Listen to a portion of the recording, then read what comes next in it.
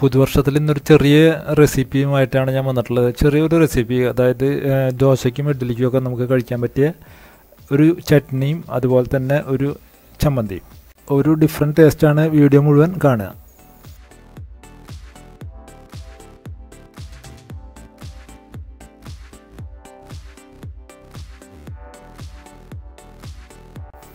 ഇതിൽ നോക്കുക, ഇതിൽ ഈ പ്ലേറ്റിൽ ചട്നിയും അതുപോലെ ചമ്മന്തിയും ഒരു ഇഡ്ഡലിയും ആണ് നമ്മൾ വെച്ചിട്ടുള്ളത്. ഇതെൻ്റെ വൈഫിൻ്റെ കൈയാണ്. സാധാരണ ചെയ്യുന്നതിൽ നിന്ന് വ്യത്യസ്തമായിട്ട് വറുത്തരച്ചതാണ് ഈ ചട്നി. അതുപോലെ തന്നെയാണ് ഈ ചമ്മന്തിയും. തക്കാളിയും സബോളയൊക്കെ കൂടി വഴറ്റി എടുത്ത് അരച്ചിട്ടുള്ളതാണ് ചമ്മന്തി. പിന്നെ ഇഡ്ഡലി നല്ല സ്പോഞ്ചി ആയിട്ടുള്ള ഒരു ഇഡ്ഡലിയാണത്. സ്പോഞ്ച് ഇഡ്ഡലിയുടെ റെസിപ്പി ഞാൻ പറഞ്ഞുതരാം. വളരെ എളുപ്പമാണ് ഇഡ്ഡലിയൊക്കെ നല്ല സ്പോഞ്ച് പോലെ ചെയ്തെടുക്കാൻ. ഇഡ്ഡലി റെസിപ്പിയിൽ പറയുന്നതിന് മുമ്പ് ഇഡ്ഡലിക്ക് ഒരു ടിപ്പ് തരാം. അലുമിനിയത്തിൻ്റെ പാത്രത്തിലാണ് ഇഡ്ഡലി നന്നാവുള്ളൂ. ഇത് നോക്കുക, ഇതിൽ നമ്മൾ ആവശ്യമുള്ള സാധനങ്ങളാണ് ഒരു സബോള, അതുപോലെ തന്നെ ഒരു തക്കാളി, ഒരു ടീസ്പൂൺ ഉഴുന്ന് പരിപ്പ്, മുളക് പൊടി ആവശ്യത്തിന്, ഉപ്പ് ആവശ്യത്തിന്, മല്ലിയുടെ ഇല, വേപ്പിൻ്റെ ഇല, ഇത്രയും സാധനങ്ങളാണ് ഇതിൽ നമ്മൾ യൂസ് ചെയ്യുന്നത്. കൂടുതൽ ഒരു സാധനവും ഇല്ല. അപ്പോൾ ഇത്രയും സാധനങ്ങൾ വെച്ചിട്ട് നമ്മൾ ഏറ്റവും ആദ്യം തന്നെ ഇതിനെ ഒന്ന് വഴറ്റിയെടുത്തിട്ടാണ് ചെയ്യുന്നത്. ആദ്യമായിട്ട് നമ്മൾ ഇതുപോലെ കട്ടി കൂടിയ ഒരു ചീനിച്ചട്ടി വയ്ക്കുക. ചീനിച്ചട്ടി വെച്ചിട്ട് അതിൽ വെളിച്ചെണ്ണ കുറച്ച് ഒഴിച്ചിട്ട് ഒരു സ്പൂണ് ഉഴുന്ന് പരിപ്പിന് ചട്നിയിൽ നമ്മൾ ചേർക്കുമ്പോൾ അതിനൊരു നല്ല ടേസ്റ്റ് കിട്ടും ചട്നിക്ക്. ചട്നി ആയാലും ചമ്മന്തി ആയാലും ഒക്കെ ഉഴുന്ന് പരിപ്പൊന്ന് ഇതുപോലെ വറുത്ത് ചേർക്കുകയാണെങ്കിൽ നല്ലൊരു ടേസ്റ്റ് കിട്ടും നമുക്ക്. അതിനുശേഷം അതൊന്ന് കളറ് മാറി വരുമ്പോൾ സവോള അതിലിട്ടിട്ട് വഴറ്റിയെടുക്കുക.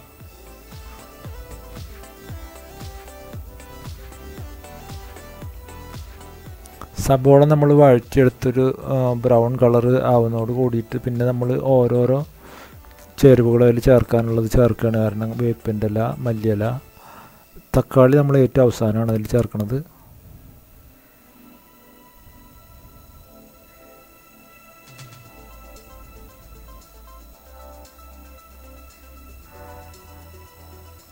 ഒന്ന് നന്നായിട്ട് ഇതുപോലെ ഇളക്കി കൊടുത്തു കഴിഞ്ഞാൽ ഇത് വേഗം തന്നെ ആയിക്കോളും. കാരണം കട്ടി കൂടി ചട്ടിയാകുമ്പോൾ നമുക്ക് പെട്ടെന്ന് ആയി കിട്ടും. അപ്പോൾ പിന്നെ അതിൽ വേപ്പിൻ്റെ ഇലയും അതുപോലെ തന്നെ ഈ മല്ലിയുടെ ഇലയും ചേർത്ത് ഒന്ന് വഴിച്ചെടുക്കുക. അപ്പോൾ മല്ലിയിലയുടെ ആ കുത്ത് ചിലവർക്ക് പറ്റില്ല. ഇത് കുട്ടികൾ നല്ലോണം കഴിക്കുന്ന ഒരു ടേസ്റ്റാണ് ഇതിന്. അപ്പോൾ കുട്ടികൾക്ക് വേണ്ടിയിട്ട് ഉണ്ടാക്കുന്നവർക്ക് ഇത് നല്ലൊരു ചമ്മന്തിയാണ്. അതിനുശേഷം ആവശ്യത്തിനുള്ള മുളക് പൊടി കുട്ടികളൊക്കെ വീട്ടിലുണ്ടെങ്കിൽ അതിനനുസരിച്ച് ഇടുക. അല്ലാത്തവരാണെങ്കിൽ അതിനനുസരിച്ച് മുളക് പൊടി ഇട്ടിട്ട് ഇതൊന്ന് നന്നായിട്ട് വഴറ്റിയെടുക്കുക. ഇനി നമ്മൾ ഈ തക്കാളി ഇതിൽ ചേർത്തിട്ട് തക്കാളി ഒന്ന് വേവുന്നത് വരെ വഴറ്റുക. അല്ലെങ്കിൽ ആ തക്കാളിയുടെ ഒരു പച്ച കുത്ത് ഉണ്ടാവും. അപ്പോൾ ആ പച്ചക്കുത്ത് മാറുന്നത് വരെ ഇത് വഴറ്റിയെടുത്ത് ശേഷം നമ്മളിത് ആയിക്കഴിഞ്ഞാൽ അത് എടുത്ത് വെച്ച് ആവശ്യത്തിന് ഉപ്പും ചേർത്ത് അരച്ചെടുക്കുകയാണ്. കട്ടിയിൽ തന്നെ അരച്ചെടുക്കുന്നത്. വെള്ളം പരമാവധി കുറച്ച് ചേർത്ത് നല്ല കട്ടിയിൽ അരച്ചെടുക്കുക. അപ്പോൾ ഇത് വറുത്ത് കഴിച്ചു കഴിഞ്ഞാൽ നമ്മുടെ ഈ പണി തീരും. ഇത് പിന്നെ അരക്കൽ മാത്രമുള്ള പണി. ആ സമയം കൊണ്ട് നമുക്ക് അടുത്ത ചട്നിയുടെ പണി കൂടി നമുക്ക് നോക്കാം. ചട്നിയും വളരെ ഈസിയാണ് ചെയ്യാൻ.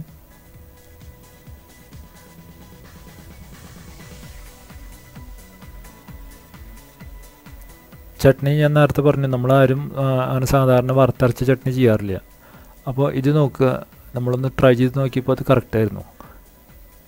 നാളികേരം ഒരു മുറി നാളികേരമാണ് എടുത്തിട്ടുള്ളത്. അതുപോലെ ഒരു 4 ഉള്ളി, കുറച്ച് മുളക്, വേപ്പിൻ്റെ ഇല, ഉഴുന്ന് പരിപ്പ്, കടുക്, ഉപ്പ്, ഉലുവ, ഇതൊക്കെ ആവശ്യത്തിന് നമുക്ക് ചേർക്കാനുള്ളതാണ്. അപ്പം പ്രധാനമായിട്ട് നമ്മൾ ഒരു മുറി ആണ് തേങ്ങ എടുത്തിട്ടുള്ളത്. അപ്പോൾ ഇതിലാദ്യം തന്നെ ചെയ്യുന്നത് എന്താ വെച്ച് കഴിഞ്ഞാൽ നമുക്ക് വറുത്ത് ഇടാനുള്ള, അതായത് ചട്നി നമ്മൾ വറുത്തിടാനുള്ള സാധനങ്ങളൊക്കെ ഏറ്റവും ആദ്യം തന്നെ അവിടെ വറുത്തെടുക്കുകയാണ്. അപ്പോൾ ആ പണി നമ്മൾ ഏറ്റവും ആദ്യം തീർത്ത് വയ്ക്കുകയാണ്. അപ്പോൾ അതിൽ കടുകും മുളകും നമ്മുടെ കുറച്ച് ഉലുവയും വേപ്പിൻ്റെ ഇലയും കൂടി ഇട്ടിട്ട് ആദ്യം തന്നെ കടുക് വറുത്തുകൊണ്ട് മാറ്റി വയ്ക്കുക നമ്മൾ. ഇത് ഓൾറെഡി നമ്മൾ നാളികേരം വറുക്കുന്നത് അതുകൊണ്ട് പിന്നെ രണ്ടാമത് നമുക്കിത് അല്ല ചൂടാക്കുകയൊന്നും ചെയ്യേണ്ട കാര്യമില്ല. നമ്മളിവിടെ അരച്ചെടുത്ത് അതിലേക്ക് ഇത് ചേർത്താൽ മതി. അപ്പോൾ ഇത് ഏറ്റവും ആദ്യം തന്നെ മാറ്റി വയ്ക്കുക.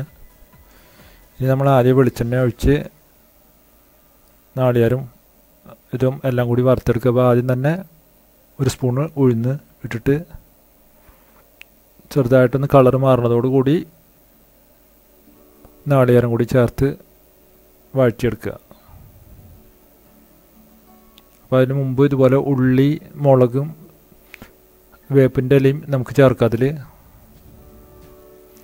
വേപ്പിൻ്റെ ഇല ഇതിൽ ചേർക്കാവുമ്പോൾ നമുക്ക് അതിനും ഒരു നല്ലൊരു രുചി കിട്ടും. ചേർത്ത് അരയ്ക്കാവുമ്പോൾ വേപ്പിൻ്റെ ഇല നമുക്ക് ശരീരത്തിലേക്ക് ചെല്ലും ചെയ്യും. അല്ലെങ്കിൽ സാധാരണ നമ്മളെല്ലാവരും വേപ്പിൻ്റെ ഇല എടുത്ത് കളയുന്നതിൽ നിന്ന് നമുക്ക് അത് ശരീരത്തിലേക്ക് കിട്ടാൻ വേണ്ടിയിട്ടുള്ളൊരു പണിയാണത്.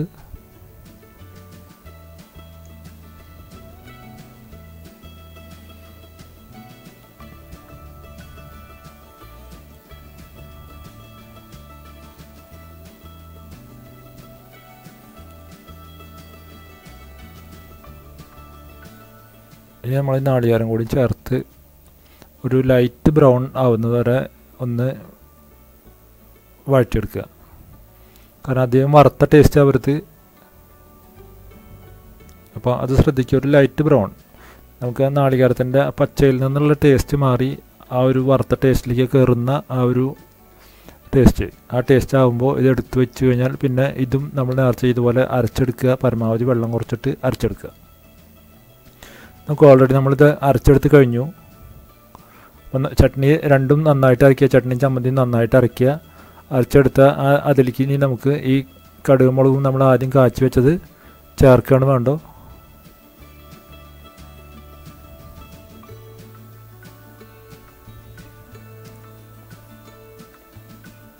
അപ്പോൾ നമ്മുടെ ചട്നി ഓൾറെഡി എല്ലാം തീർന്നു കഴിഞ്ഞു.